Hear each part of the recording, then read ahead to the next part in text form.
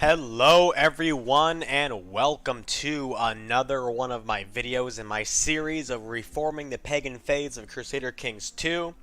It's been a long journey. For those of you who were watching my YouTube channel yesterday, you saw the number of failed, poorly edited videos that went up.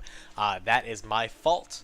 It was a result of me trying to rush through doing work while recording videos. Obviously, it did not go very well, so I do apologize, and thank you, the internet, for not ripping me a new one concerning that.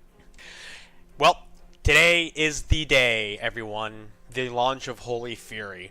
I am so excited. I've been clicking around on just about every button on this screen. The Shattered World button, the Randomized New World button. Everything is just so amazing and cool. There's so much here that I could spend an entire video just talking about the features and things that have changed in the game, and maybe I will do that if you guys wish me to. But I don't want to get carried away. I want to contain my excitement just a little bit.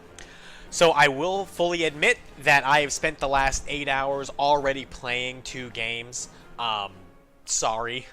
I went ahead and started as Eric the Heathen in the 1066 start and managed to reform the faith and earn that achievement, which was really awesome because that is the first time I managed to reform the faith in Holy Fury. And then I also did, in preparation for this video, a Romuva reformation, which was even more difficult than in vanilla. Very, very hard. Romuva in the 769 start is in a really bad situation. We are surrounded by Slavics that are constantly county-conquesting us. All of our neighbors are about equally powerful as us, and so it makes it very difficult to expand. All in all, 2 of the holy sites are completely not held by us and are on really opposite sides of Eastern Europe, so it's a little bit difficult. However, that has never stopped me from accepting a challenge, and we're going to just jump right in. As I play, I will try to point out little hints and tricks here and there about Holy Fury. However, this video will specifically be on reforming the Romuva faith and not on things like warrior lodges or bloodlines, things of that nature. That will be left for other videos. For now, let's jump right in. I'll load up my new and improved save slots here. As you can see, Devil Worshippers off, Secret Religious Cults off, Shattered Retreat off, Defensive Packs off, Charlemagne Story Events off for the lulz. Jade Dragon, I went ahead and activated that now since it is no longer the oldest DLC, and I expect some people to pretty much have it now. And Enclave Independence is a new one. Enclave Independence basically makes it so that if there is extreme border gore and you end up having random counties all over the map, those random counties that are not connected to your capital will become independent. Very, very cool. And we shall go ahead and do Romuva Reformation. That right there, Prussian Gloria, is the previous save that I did. And let's pray to Perkness that we get good stats. Not bad, not bad. Intricate Web Weaver, ironically now, also gives personal combat skill, so I'm not even going to complain. So very similar to before, we are simply going to choose the war focus and become King of Lithuania. Not a whole lot has changed there. One of the other things that we will do right away is, I don't even know how you can play without it now, is immediately upon starting the game here, as I set my guardianship stuff up, we're going to join the Band of Medina, which is the warrior lodges for the Romuva faith. There's really no downside to it. You just gotta, I'm gonna skip again through all the text, save it for another video. Basically, we're just killing people, fighting people, drinking, having a merry, jolly good time. There's no reason not to do it, so we will be doing it. It'll help us generate a lot of prestige and also will increase our personal combat ability, which will really help us when fighting wars. So, as per usual, with reforming these phases, the idea is to simply consolidate as much land as humanly possible as quickly as possible. So seeing as how we have over 1,000 men here already, we're going to start subjugating all of the little derps in the area here, starting with this guy and this guy. Alright, with those 2 wars handily won, I'm going to do something that I should have done at the beginning of the video. Just realized that I hadn't done it yet. We're going to set the fabricate claims on Rana up here in the north. One of the struggles that I found when reforming this faith in particular is a struggle with moral authority. It's hard to raise it up above 50 because we don't have Viking longships to just simply go around raiding a whole bunch of temples everywhere. There aren't a whole lot of temples in this area. And so we're going to use the mechanic in the game that allows us to reform the faith even if we have less than 50 moral authority, simply by controlling all of the holy sites. So that is something important to note. As always, be sure you are picking your patron deity and worshiping the ancestors. Here is a status update. The wars are going well. In order to generate revenue, I have been raiding some of the lands down here in the south. Not actually destroying the holdings, just skimming the top, getting as much gold as I possibly can out of them. I am very close to being able to form the Kingdom of Lithuania, but as you can see, my coffers are a little bit dry. We're going to need to work on that by doing a little bit of raiding again. One thing that is very important to keep in mind about the warrior lodges is that when you reach the 3rd rank, you will have the ability to inspire warriors. You can see it's the first one right there.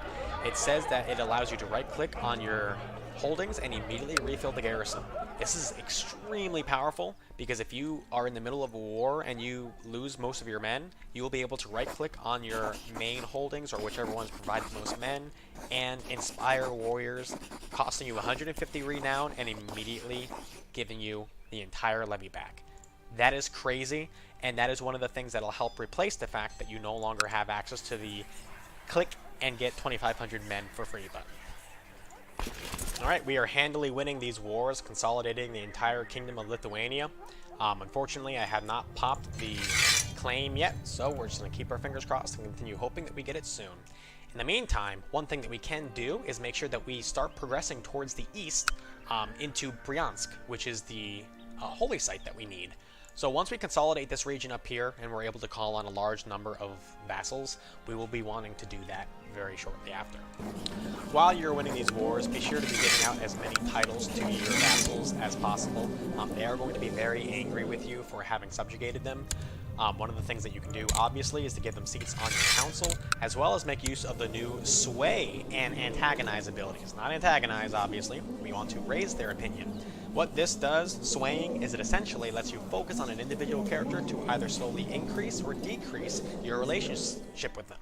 Obviously, increasing it is good for situations like this. Decreasing it is when you want to taunt somebody into openly rebelling so that you can strip them of their land. And with that, we own all but one single county for the Kingdom of Lithuania. Notice that I county conquested Riga rather than subjugating them because I wanted to make sure that the Suomenusco individual who controlled the county was no longer in control of it at all and is being worked by a good Romuvan priest. With that, our moral authority is looking pretty good at 31.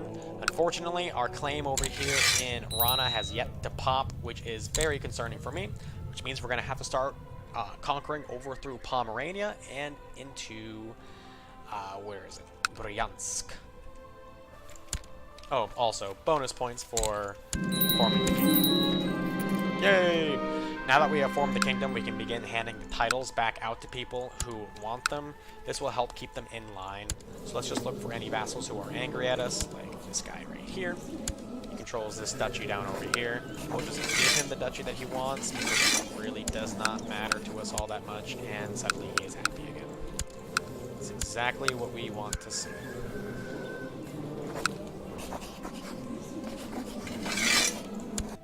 Alright, we have snaked over and are right next to Bryansk. Now one simple war to go, and we will have 4 holy sites, putting us at very, very, very strong possibility of reforming within the next couple of years, assuming that our old man doesn't kick it. In fact, let's go ahead and change it to theology, get that extra +1 health, because we're going to need it.